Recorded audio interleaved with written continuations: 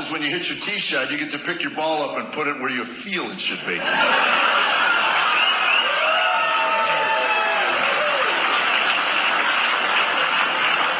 Brag, but I had 42 hole-in-ones last week. Oh. Good morning. Good morning. It's Tuesday, Trump Tuesday, February the 24th, and this is The True Conservative. Welcome to all the butchers, bakers, and candlestick makers out there. I'm Ron, your host, and the only true conservative in the United States today. So today, after the Serenity prayer and the patriotic song of the day, we will have Varney and Company, motivation, meditation, and President Trump. All that and more when I get back.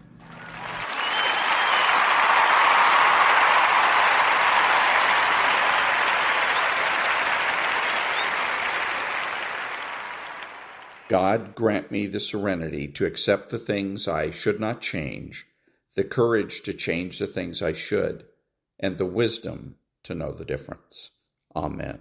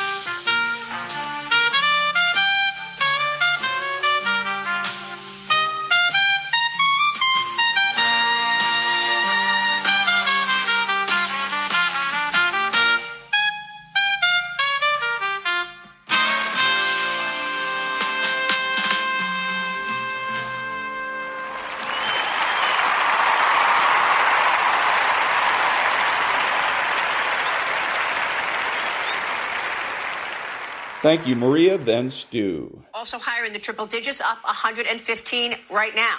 Stay tuned. Tomorrow morning, we will be live from Washington after the President's State of the Union address tonight. I will be speaking with guests on set, including Kevin McCarthy, former Speaker of the House, William Pulte, FHFA head, Congressman Jim Jordan, head of Judiciary Committee, Secretary Chris Wright, Energy Secretary, Secretary Ron Johnson, and Secretary Brooke Rollins. All tomorrow live right here from Washington on Mornings with Maria. That'll do it for us for now. Have a great rest of your day, everybody. I'll see you again tomorrow. Varney and Company picks it up now. Stu, take it away. That is a great lineup for tomorrow, Maria. Congratulations and good morning to you. Sure thing. Morning, everyone. Big night tonight. The President delivers his State of the Union speech. There's a lot on his plate. As he says, it will be a long speech because there's a lot to talk about. The polls show that voters are most interested in the economy. That's new. The president's main goal will be to convince voters that he is making America affordable and that he'll make it affordable before November's midterm elections. That's important. He will have some help. Members of the Olympic gold hockey team will be in the audience, and we'll all be looking to see if there's any confrontation with the Supreme Court justices who ruled against his tariff policy. Last year, he spoke for 90 minutes. Could be 2 hours this time. To the markets. Truth is, the money came pouring out of stocks Monday. The Dow was down 800 points. In pre-market trading this morning, very modest bounce. After 800 down yesterday, the Dow's back up 157. NASDAQ up 114 as we speak. Now, take a look at this. Bitcoin. Earlier it hit 62,000, and that is half the price of its last year's high. Now it's at 62.8. Gold, strong. I guess it is the safe haven that Bitcoin is not. Silver getting close to $90 an ounce again. Well, it's down a bit this morning, but at 86.46. Oil, mid-$60 per barrel. Right now it's at, that's gold we got there. That's $5,136. It's down a little bit today. We have oil creeping towards the mid-60s. And look at that, gas creeping back towards $3 a gallon. Okay, interest rates. The 10-year Treasury yield just over 4%, 4.04 right now. The 2-year, well below 3.5%. You're at 3.47 right now. On the show today, confrontation in Mexico. Gunmen fight back after the killing of a cartel boss. Some Americans feel trapped, hunkering down in their hotel rooms, anxious to get a flight out. Parents are going to be asking if their college-age children should really be going to Mexico for spring break. Tariff turmoil continues. FedEx is going to court. The company wants the return of the tariff duties it has already paid. The European Union has halted trade talks. They're unwilling to renegotiate the deals they've already made. And yet again, the severe weather in the Northeast is making headlines. Some areas got 3 feet or more. And in Boston, it's so bad that the Boston Globe will not publish a print edition today. The paper says it doesn't want to endanger its employees by bringing them into the office. More snow forecast in the next few days. Tuesday, February the 24th, 2026. And that was Maria and Stu. Nonprofit News Now. Back in a minute.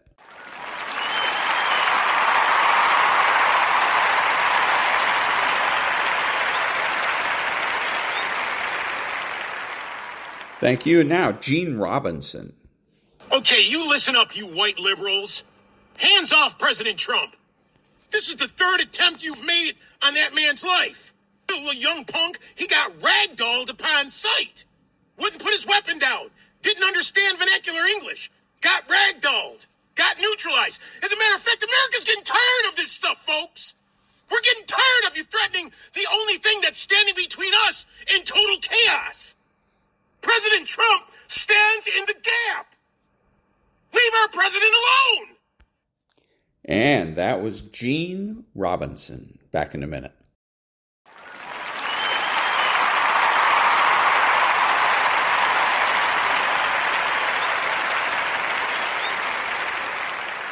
Thank you. Now, Brigitte, Gabriel.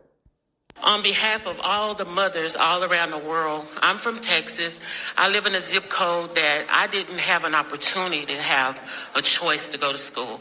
And so when I raised my children, I wanted a better opportunity for them. And I'm so grateful to ACE scholarships and all the doors that the president is opening for education.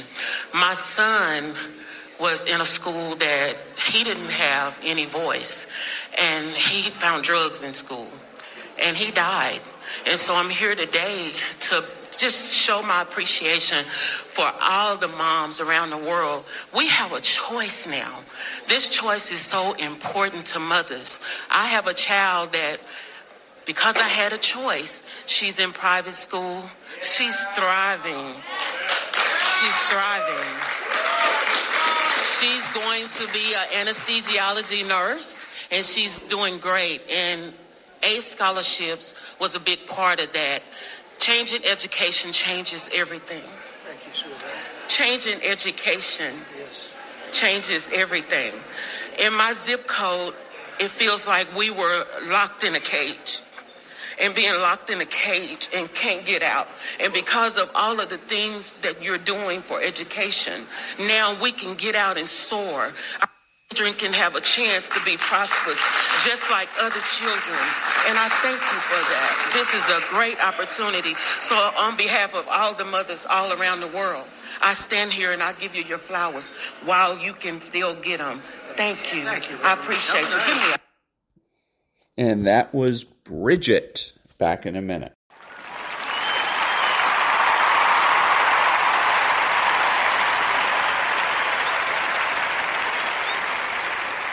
Thank you, and now motivation. To anyone out there that's listening that's started to go down in that hole, trapped in the chains of depression or addiction or rage. Maybe you've taken a knockdown concerning your finances lately. Maybe it's with your kids, maybe with your marriage, maybe with your health, maybe some other arena of life. You're laying on the mat, gasping, and you don't know what you're going to do. People ask you how you are, and you say fine, but you're not fine, and they'll never know that. We're people. We're people, and we struggle, and we suffer, and we bleed, and we cry. And if you think that true strength means never showing any weakness, then I'm here to tell you, you're wrong. You're wrong because it's the opposite. You're going to get depressed sometimes. You're going to have weeks where you don't feel like eating, where gravity is working overtime like it's afraid of getting laid off and you can barely lift your fork to your mouth, and you are going to have a choice. You have a choice to either give up or keep going. Give up or get up. It's like you have to save your own life. Nobody's going to be able to save it for you. So we have to do what we have to do, no matter what it is. We all struggle. We all know what it is to hurt. We all know what it is to have pain in our heart. And you know what? It's okay. And that's just a part of life. As much as I hate some of the parts of my life depression has dragged me down to, in a lot of ways I'm grateful for it. Because yeah, it's put me in the valleys, but only to show me there's peaks. And yeah, it's dragged me through the dark, but only to remind me there is light. Life is not always good. Life is not always rosy. But life is worth living. When you fail, try again, and again, and again. Hold on to that fundamental quality of faith. Have faith that on the other side of your pain is something good. It's in your adversity. The thing that comes out of you is what defines you. When life is squeezing you and pressure is on you, what's really inside of you? See, there's some people in this room right now that you need to hear this loud and clear. You need to get this in your spirit, because I don't know what you're walking through, but some of you right now, you are in a tough season. An event has happened, and something's happened, and maybe you have failed. But I want to remind you that failure is not final, it's formative. It is part of the process. It's part of the journey. Your failure matters as much as your success. How do you think you're going to grow if you don't ever fail? Yet some of you have failed and you have decided, well, guess what? I'm a failure. No, failure is an event. It is never a person. Just because you failed doesn't mean that you're a failure. In fact, and that was a little bit of motivation. Back in a minute.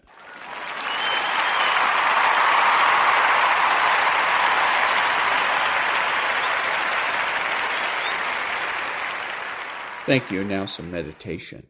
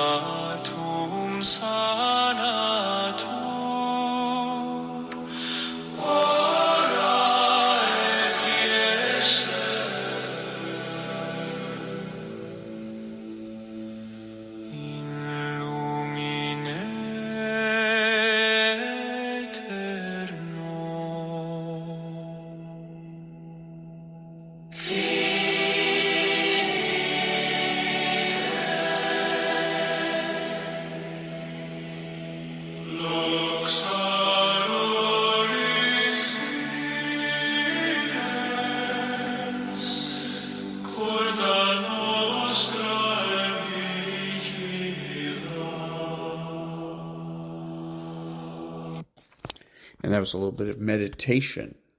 Back in a minute.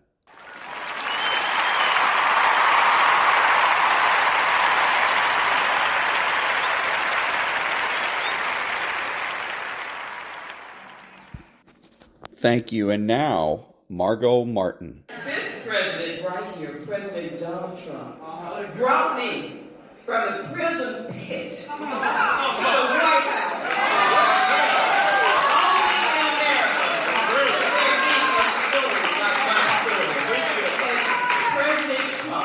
Is the only president who would have had the courage to bring someone like me, someone who received a second chance, but who knows more than someone who is sit among the captives, than someone who has been in captivity. And that was Margo Martin. Back in a minute.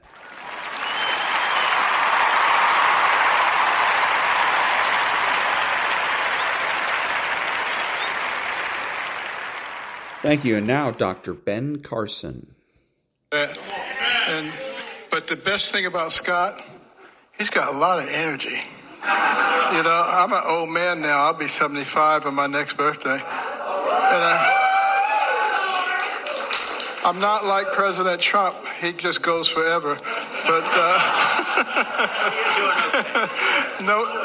no one else is like that. But Scott Turner, we call him the Energizer Bunny. And he is doing a fantastic job, and I want to congratulate all the people at HUD because most of them have come back and continued with what we were doing during the first Trump term, and it's fantastic. And that was Dr. Ben Carson. Back in a minute.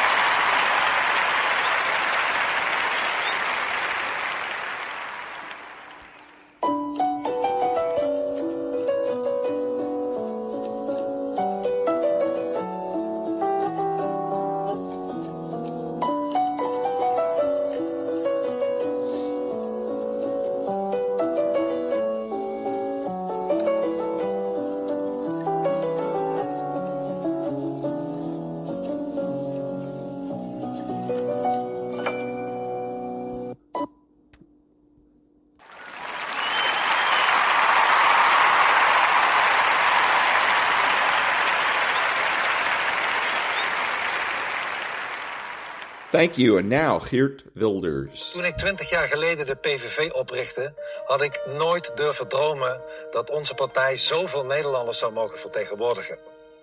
Bij onze eerste verkiezingen voor de Tweede Kamer wonnen we 9 zetels. Een paar jaar later werden dat er 24, toen 15, toen 37. We begonnen met het gedogen van de regering en na een aantal jaren oppositie werden we, ik zei het al, in 2023 met 37 zetels de grootste partij van Nederland. We hebben geregeerd, we hebben ministers geleverd en we hebben goede en minder goede tijden gekend. We hebben PVV'ers zien komen en helaas hebben we er ook zien gaan. Maar al die jaren hebben we ons met hart en ziel ingezet voor goede zorg, voor het behoud van onze cultuur en tradities. Hebben we ons verzet tegen de islamisering van ons mooie land. En zijn we opgekomen voor de hardwerkende Nederlander en die Nederlander die het vaak moeilijk heeft. De PVV is niet meer weg te denken uit de Nederlandse politiek. Naast de Tweede Kamer is de PVV ook vertegenwoordigd in tientallen gemeenteraden in Nederland. We zijn verkiesbaar in alle provincies, actief in de Eerste Kamer. In het Europees Parlement maken wij een vuist tegen Brussel. En ik wil alle mensen in Nederland bedanken die de PVV en mij de afgelopen 20 jaar door dik en dun hebben gesteund. Die ons hun vertrouwen hebben gegeven. En dankzij u kunnen wij ons werk doen. En ik doe het ook voor u. Wij PVV'ers doen het allemaal voor u. We doen het voor ons eigen mooie Nederland. Wij komen op voor die Nederlander die door Den Haag te lang is en nog steeds wordt genegeerd. En dat zullen wij ook blijven doen.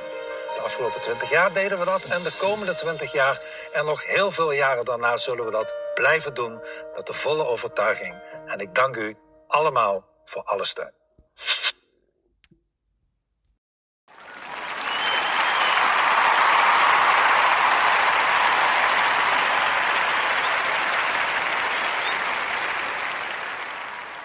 Thank you. And now, the Mossad.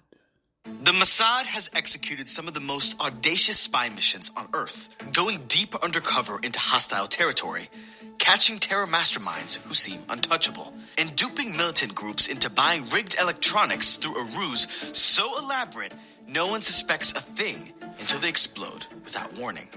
The Mossad waits until terrorists feel safe, and then it reminds them that they aren't. We are a global production company. We write the screenplay. We're the directors. We're the producers. We're the main actors. The world is our stage. So how has the Mossad managed to take down some of its most elusive targets?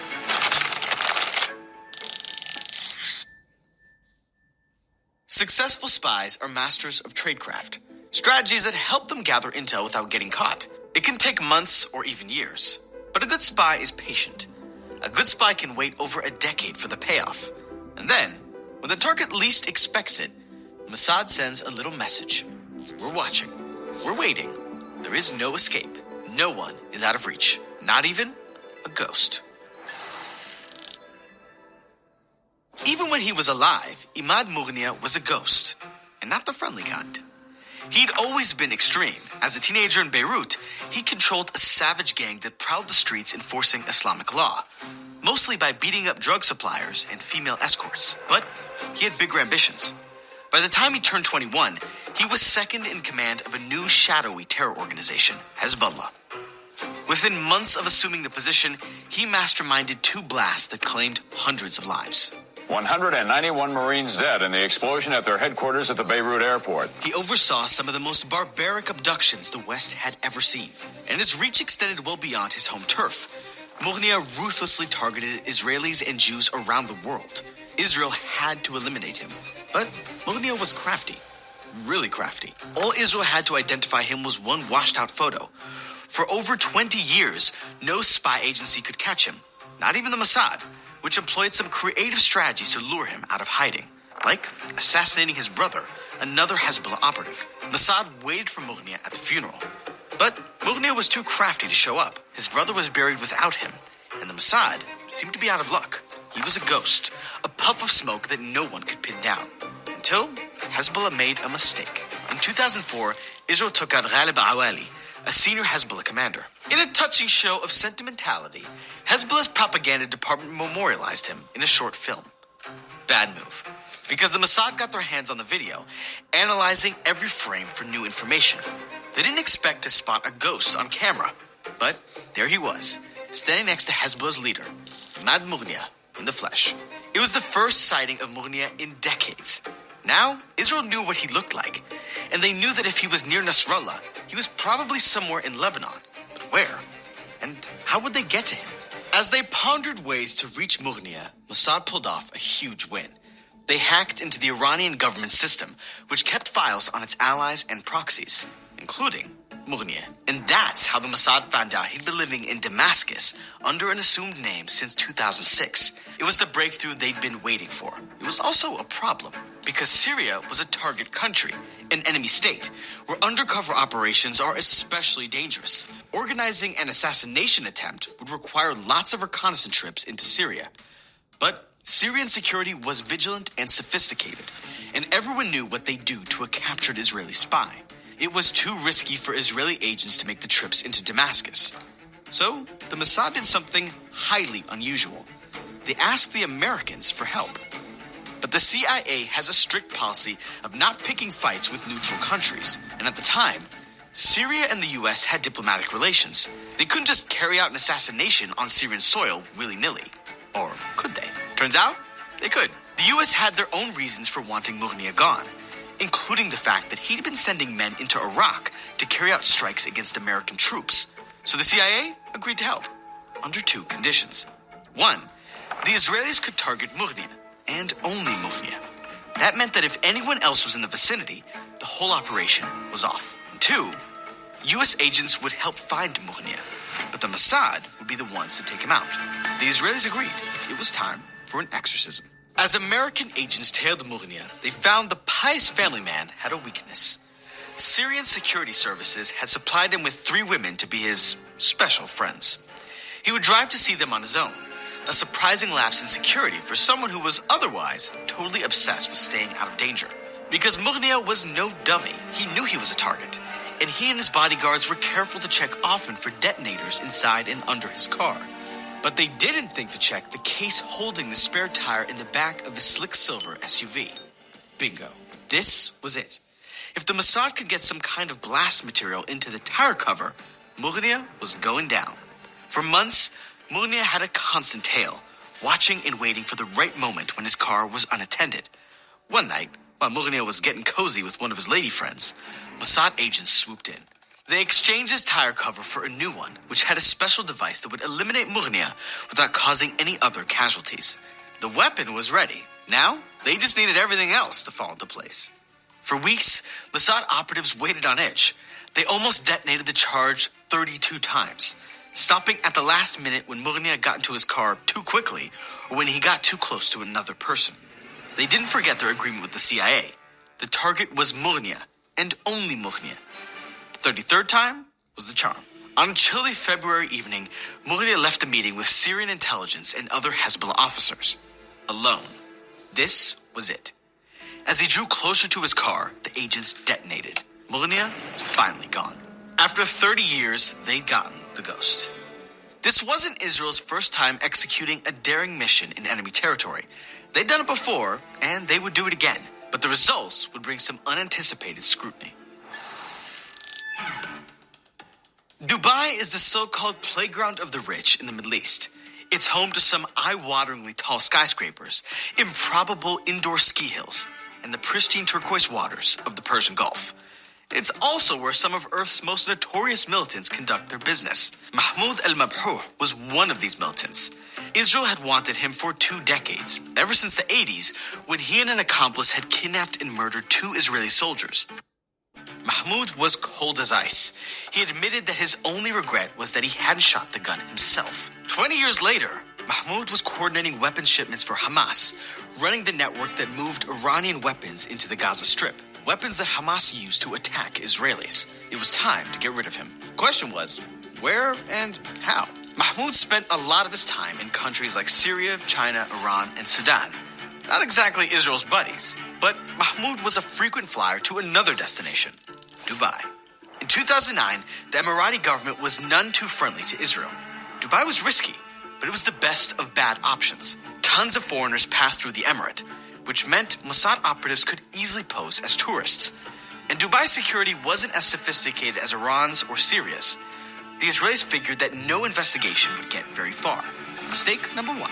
In 2009, Mossad deployed a hit squad to spy on Mahmoud and learn his habits. They entered the UAE undercover, using false identities and foreign passports. Passports that in some cases belonged to real people who had no idea that the Mossad had borrowed their documents. A few months later, they broke out those same foreign passports and returned to Dubai, this time to eliminate Mahmoud by poison. The mission was a failure. All the poison ended up doing was making Mahmoud feel a little unwell. The good news was that he never realized it was the Israelis that were the source of his illness. The bad news was that he was still at large, and the Mossad was determined that the next time they tried to eliminate him, nothing could go wrong. So in January 2010, Israel's hit squad landed in Dubai for the 3rd time, using the same foreign names and passports as before. Mistake number 2. The hit squad wasn't sure where Mahmoud would stay, so they broke into small teams and checked into different hotels. Some paid in cash, but other agents paid with debit cards issued by one specific company, a company that was run by an Israeli. Mistake number 3. Because the team was scattered around the city, they had to communicate with each other in real time, so they used cell phones. But cell phones are very easy to track, so they didn't call each other directly. Instead, the agents called the central switchboard in Austria, which connected them automatically to each other. Mistake number 4. Any well-trained spy knows that part of successful tradecraft is switching up their look. New wigs, different hats, glasses, and even a costume or 2. The hit squad had this technique down pat. They came prepared with disguises. Some posed as tennis players. One guy even entered a bathroom bald as a cue ball and left it with the head of luxurious hair. But even if they could evade the attention of other people, there were silent eyes watching them all the time. Dubai's hotels were absolutely chock full of security cameras. Cameras that saw and recorded everything. Mistake number 5.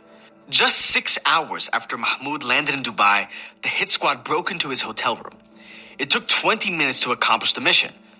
After locking the room from the inside, the hit squad hightailed it out of the hotel and onto the flights. Mahmoud lay in bed after what looked like a heart attack. At first, The hotel security officers who found him thought they had just stumbled on a random tourist who had the misfortune to croak on vacation. The authorities didn't know it was Hamas's weapons guy. They only knew Mahmoud under the false name he traveled under. His body went to the morgue and nobody thought about it again. Until Hamas started to get suspicious. You don't just ignore Hamas when they call. So when Mahmoud stopped picking up his phone, they knew something was off. One of their agents searched police stations and morgues until he found Mahmoud. And now, the Dubai authorities were in for a nasty surprise. That random tourist? Not actually a tourist. That heart attack wasn't a heart attack at all, but the work of the Mossad. Dubai's security services were furious at Hamas for using Dubai as a base for illegal activity, and at the Mossad, which had just assassinated someone in their city. They scoured airline passenger lists, looking for anyone who had traveled to Dubai around the same time as Mahmoud. A series of foreign names kept appearing and reappearing. Authorities cross-checked these names against hotel guest lists. And those silent eyes, Dubai's huge network of security cameras, gave them another piece of the puzzle, the faces of the agents. With the names of the agents in hand, investigators looked at data. A lot of data. Data like debit cards that were traced back to a company headed by an Israeli. Phone calls that were all mysteriously routed to the same switchboard in Austria. Information that made it glaringly obvious that a group of people, seemingly scattered around Dubai, had actually acted in unison. Dubai's lead investigator was able to cobble together all the security footage to retrace the footsteps of the hit squad, almost to the minute. This grainy, silent movie wasn't going to win any Oscars, but the evidence was irrefutable. Dubai wasn't the only angry government. Had the Mossad used real passports, or had it forged them? To the countries involved, it didn't really matter. They felt manipulated, and Israel couldn't afford to alienate their allies. The diplomatic fallout from this episode was intense. France condemns this assassination. Murder is no way to carry out international relations. The Dubai passports incident also constitutes a clear and direct breach of confidential undertakings between Australia and Israel dating back some years. On paper, the mission was a success. They'd eliminated Mahmoud, temporarily interrupting Hamas's flow of weapons. But the operation was a bust. The Mossad had burned a number of agents and exposed its tradecraft secrets, which weren't even that sophisticated to begin with. It was a mortifying episode, but a useful one, because Israel learned a lot about what not to do. And though it took over a decade, they eventually put those lessons to good use. Remember this video from June 2024? I'm not a betting guy, but I'm willing to put money on the fact that over the next few years, Israeli secret agents are going to go on some pretty wild missions. After all, the Israeli government has vowed to take down every single person who planned the attack of October 7th. Turns out that was a pretty safe bet. Here's the story of how a broken air conditioner almost foiled Israel's operation to get rid of a top October 7th mastermind. Ismail Haniyeh had been involved with Hamas since he graduated from university. By the time the terror group wrested control of the Gaza Strip in a bloody coup, he was in charge. For a decade, he ruled Hamas with an iron fist. But by 2017, he traded the Gaza Strip for Qatar, one of the richest countries in the Middle East. As millions of Gazans struggled to put food on the table, Haniyeh lived in the lap of luxury with a net worth of $4 billion. What a leader, right? As for why Haniyeh was enjoying the good life in Qatar, well, it's complicated. Qatar has hosted Hamas's leadership since 2012 at the request of the United States, which wanted an easier way to talk to the terror group. Israel agreed to respect this arrangement. That meant attacking any Hamas operatives on Qatari soil was absolutely out of the question. And Israel was not about to repeat the Dubai debacle and risk alienating its most important ally, the United States. If they were going to get Haniyeh, they'd have to wait for him to leave Qatar. Problem was, Haniyeh spent most of his time in Turkey, Russia, and the Islamic Republic of Iran, highly dangerous countries for Israeli operatives. And when he was visiting Iran, Haniyeh wasn't exactly couch surfing. He stayed in one of Tehran's most heavily guarded hotels, the guest house of the Islamic Republic's notorious military, the IRGC.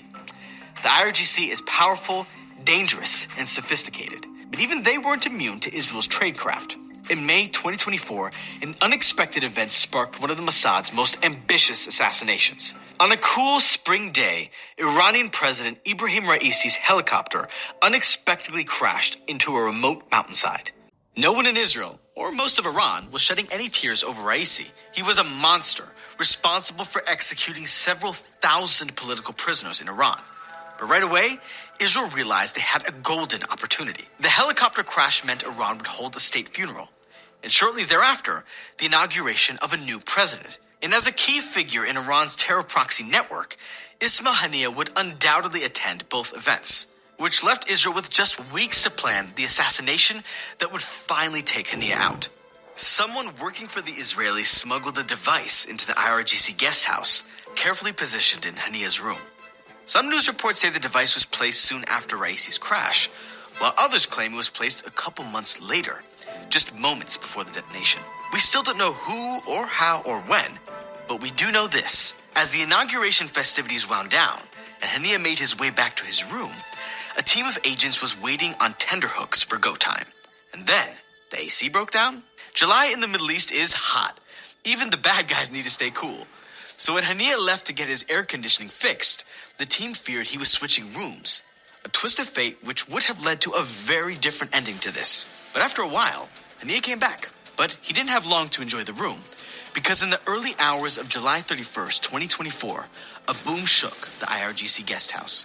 And the man who had masterminded the 10/7 attacks, the man responsible for tens of thousands of deaths, was finally gone. But the war was far from over. Since that horrific day in October, Israel had been fighting on multiple fronts. At first, they focused on Hamas. But as Hezbollah rockets rained down on Israel's northern communities, driving 60,000 Israelis from their homes, it was clear that the situation couldn't continue. It was time to take down Hezbollah. Back in 2014, Taylor Swift had just dropped her hit single, Shake It Off. Russia was hosting the Winter Olympics, and Israel, usually known for its high-tech, was in the business of making clunky walkie-talkies for a very special customer. That customer was Hezbollah, who were in the market for walkie-talkies for their fighters. They're the perfect method of communication on a battlefield, instant and secure. So Israel seized on the opportunity. Their plan was simple. Copy a popular Japanese design Hezbollah liked, replace some of the battery components with tiny blast devices, and convince Hezbollah to buy them. Easy peasy. Using a complex network of shell companies, Israel sold 16,000 walkie-talkies to Hezbollah operatives. And then, for 10 years, they sat back and waited. Like KGB sleeper spies from the Cold War, the walkie-talkies seemed innocent. In reality, they were deadly weapons ready to activate at a moment's notice. Fast forward a few years, a female Mossad agent had a bright idea. Why not do the same with pagers? Rig some unassuming-looking pagers and voila! You have a handheld, remote-controlled exploding device. Pagers are the dinosaurs of communication devices. For the most part, they're a museum piece. That belongs in a museum! But for a terror group like Hezbollah, pagers had a lot of appeal. Pagers don't have much function other than receiving a message, but their limited utility also means that they can't be electronically hacked. Perfect for a group that doesn't want to be tracked. Initially, the Mossad said, nah.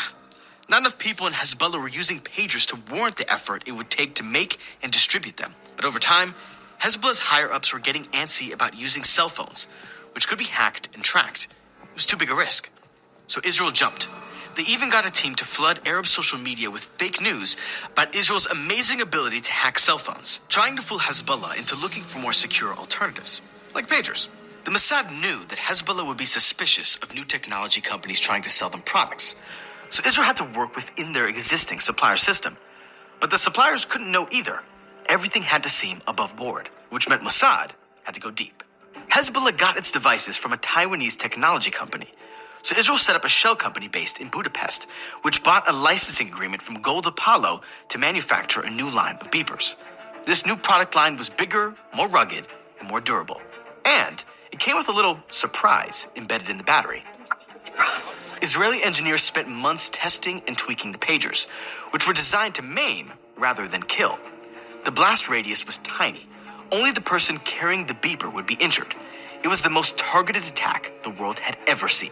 The Mossad left nothing to chance. They tested which ringtones would be most compelling and how long it would take for someone to check their beeper after being paged. To convince Hezbollah that the pagers were a worthwhile investment, Israel tapped again into the power of social media, creating slick ads that played on YouTube.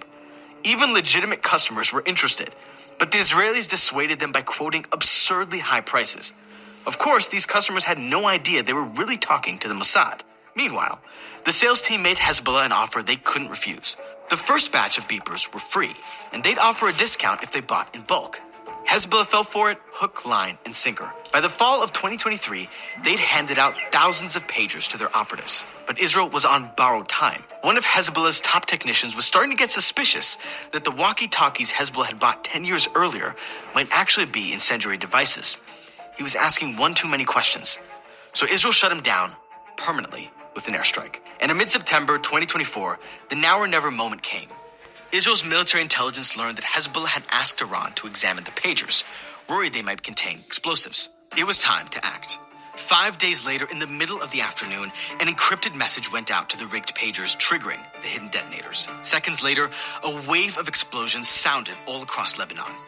The country was in shock, but Israel wasn't done yet. A few days later, they activated the walkie-talkies. 10 years of waiting were over. Hundreds of Hezbollah's fighters were taken out of action. Their communications network was shattered. And in one of the biggest blows to the terror organization, Israel capitalized on Hezbollah's weakness to finally assassinate its elusive leader, Hassan Nasrallah. It was the stuff of spy thrillers. So unlikely, it seems impossible. But that's the Mossad's MO. They have to remain adaptable.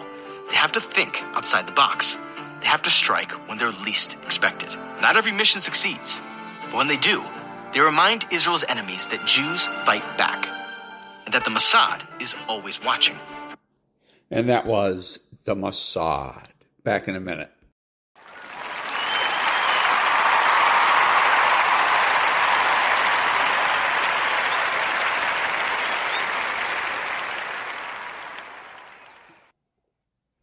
Nothing worth doing ever came easy. Treat the word impossible as nothing more than motivation. Never, ever quit. Never quit. Adversity makes you stronger. Don't give in, don't back down, and never stop doing what you know is right.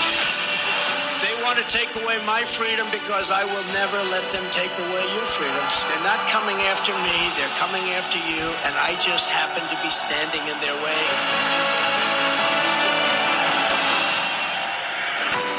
When they couldn't beat him, they tried to bankrupt him. President Trump is back in a New York City court.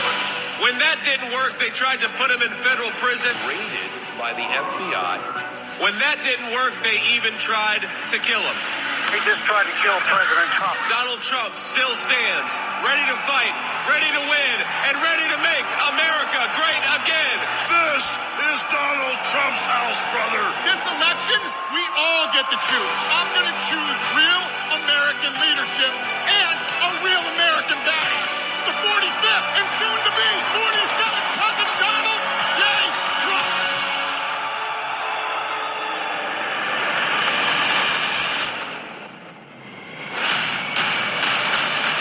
Starting on day one, we will defeat inflation quickly and we will make America affordable again. I will cut your energy costs in half. It's time for the working man and woman to finally catch a break. We are going to bring back the American dream bigger, better, and stronger than ever before. When I'm back in the White House, we will restore world peace, and it will be again peace through strength. I will launch the largest deportation program in American history.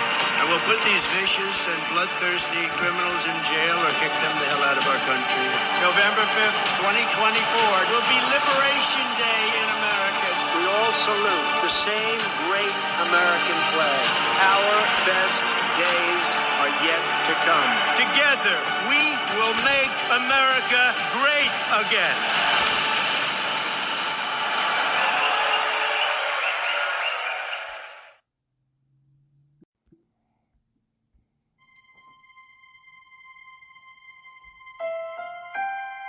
America is a land of heroes, a place where greatness is born, where destinies are forged, and where legends come to life. This is the home of Thomas Edison and Teddy Roosevelt, of many great generals, including Washington, Pershing, Patton, and MacArthur. This is the home of Abraham Lincoln, Frederick Douglass, Amelia Earhart, Harriet Tubman, the Wright brothers, Neil Armstrong, and so many more. This is the country where children learn names like Wyatt Earp, Davy Crockett, and Annie Oakley. This is the place where the Pilgrims landed at Plymouth and where Texas patriots made their last stand at the Alamo. The American nation was carved out of the vast frontier by the toughest, strongest, fiercest, and most determined men and women ever to walk on the face of the earth. Our ancestors braved the unknown, tamed the wilderness, settled the Wild West, lifted millions from poverty, disease, and hunger, vanquished tyranny and fascism, ushered the world to new heights of science and medicine, laid down the railroads, dug out the canals, raised up the skyscrapers. Our ancestors built the most exceptional republic ever to exist in all of human history, and we are making it greater than ever before. This is our glorious and magnificent inheritance. We are Americans. We are pioneers. We are the pathfinders. We settled the new world. We built the modern world. And we changed history forever by embracing the eternal truth that everyone is made equal by the hand of Almighty God. America is the place where anything can happen. America is the place where anyone can rise. And here, on this land, on this soil, on this continent, the most incredible dreams come true. This nation is our canvas, and this country is our masterpiece. We look at tomorrow and see unlimited frontiers just waiting to be explored. Our brightest discoveries are not yet known. Our most thrilling stories are not yet told. Our grandest journeys are not yet made. The American age, the American epic, the American adventure has only just begun. Our spirit is still young. The sun is still rising. God's grace is still shining. And my fellow Americans, the best is yet to come.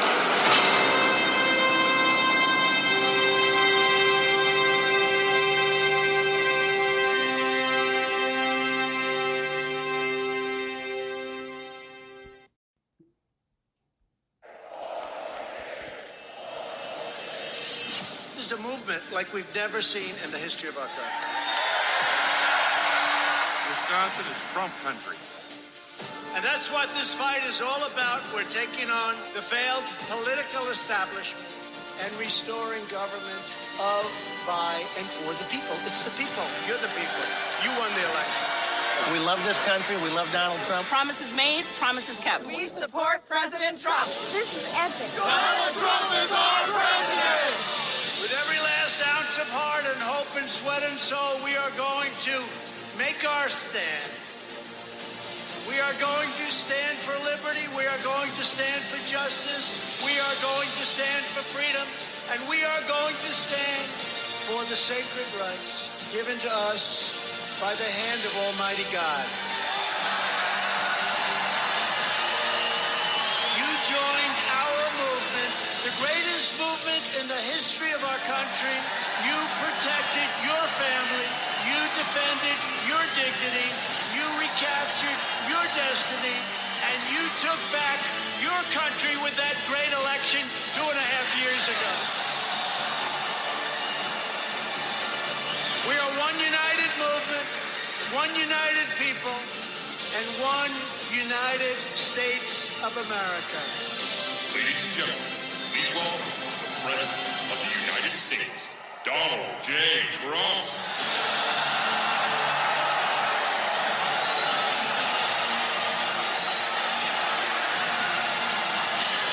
You have always been loyal to this nation.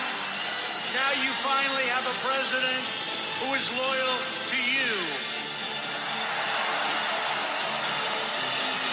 Every day between now and November 2020, we are going to keep on working, we are going to keep on fighting, and we are going to keep on winning, winning, winning. We will make America wealthy again. We will make America strong again. We will make America safe again. And we will make America great again.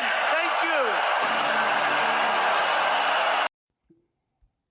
If I give you one message to hold in your hearts today, it's this. Treat the word impossible as nothing more than motivation. Relish the opportunity to be an outsider because it's the outsiders who change the world and who make a real and lasting difference. The more that a broken system tells you that you're wrong, the more certain you should be that you must keep pushing ahead. You must keep pushing forward.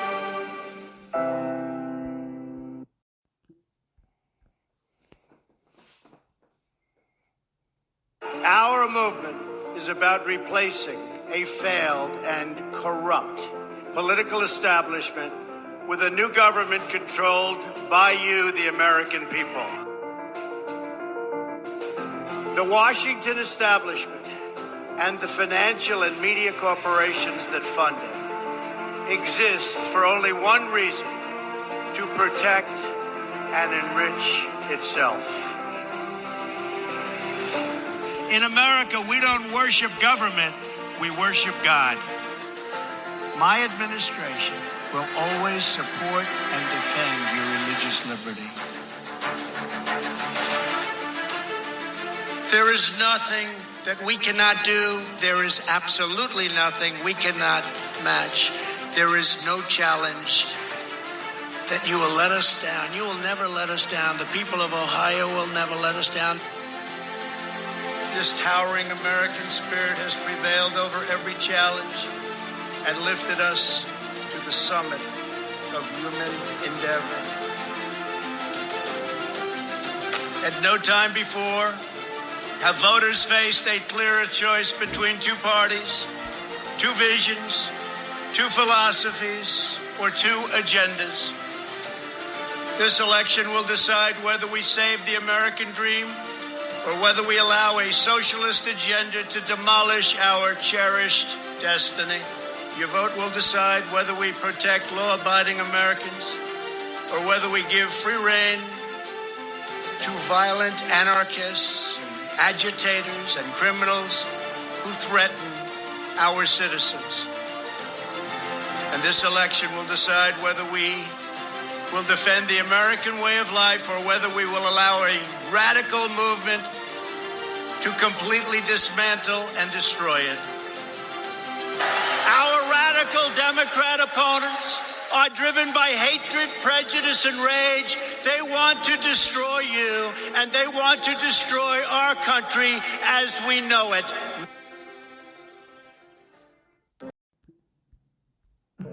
Four years ago, we took a wrong turn and lost our purpose. We lost the strength that makes Americans who we are. If we dared to speak the truth, it was called hate speech, and our values were labeled shameful. That's when everything we care about fell apart. We surrendered our borders, our paychecks, and our courage. Our patriotism was called toxic.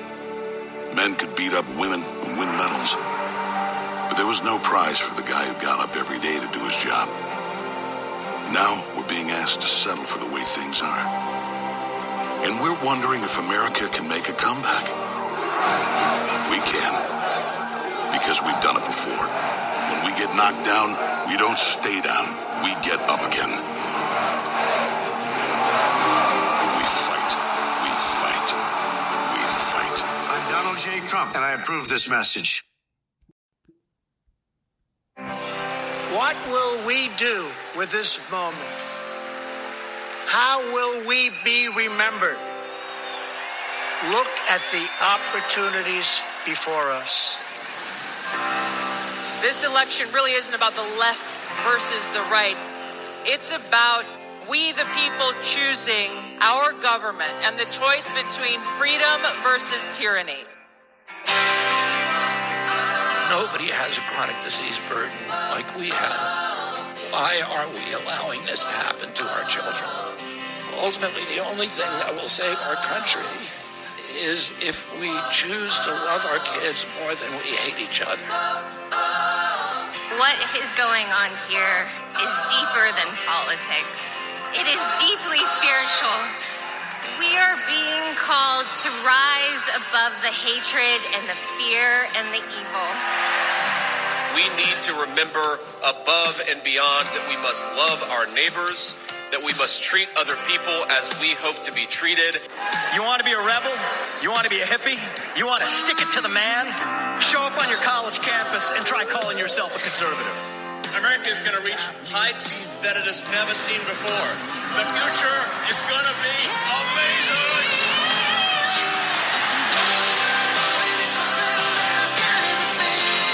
Don't you want healthy children? Don't you want a president that's going to make America healthy again?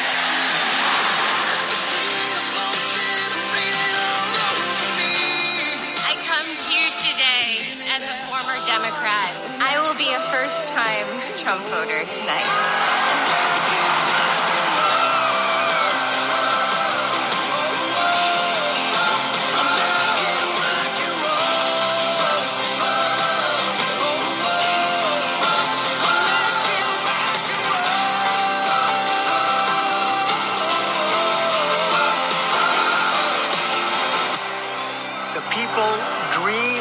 This country, and it's the people who are making America great again.